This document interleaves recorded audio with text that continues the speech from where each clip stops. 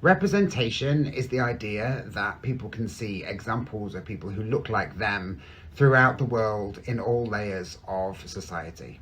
It's important because it allows people to feel like they belong, that they have a place in society at large. Marion Wright Edelman said you cannot be what you cannot see, which captures the essence of representation in a nutshell. Growing up queer in the 80s, I didn't feel like there were role models for me. I couldn't see aspects of myself represented in the world around me, and I felt like the only place that I would ever really belong would be within my own community. It meant that from a career perspective, things like the police force, not open to me. The idea of being a politician, not open to me. I trained as an actor for a while, but even then felt like that wouldn't be something that would be a long-term career for me, because I knew that I needed to be authentic to myself. I knew that I needed to be able to be me.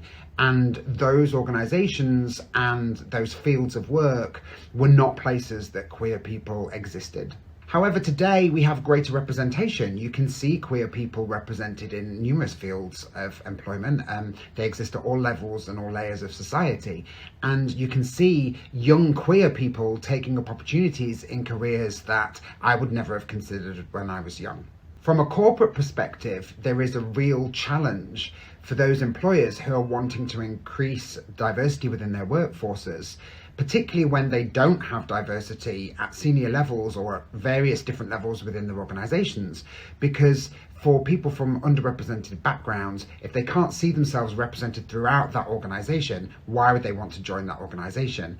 And if an organisation struggles to bring people into their business because of that, you end up with this vicious circle where they're unable to get people in senior roles because they can't get people into the business in the first place. So how do you break that vicious circle? It starts with being really honest and transparent with the people internally and with people looking into your business from outside about where you're at today.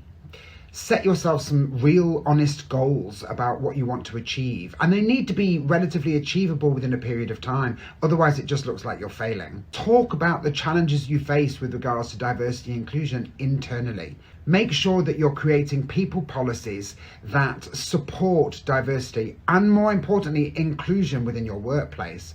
Because if people are able to join the business from underrepresented backgrounds but don't get promoted or find themselves penalised because of the diversity due to your people policies, you're going to really struggle to retain those people. So your processes for hiring, for training, for promotion need to be really transparent and need to have been looked at through that lens of diversity and inclusion. And the whole thing takes time. There's no quick fix. But if you're struggling to attract people from diverse backgrounds or to retain the underrepresented talent that you have, you need to take action on these things before it starts to negatively impact your bottom line.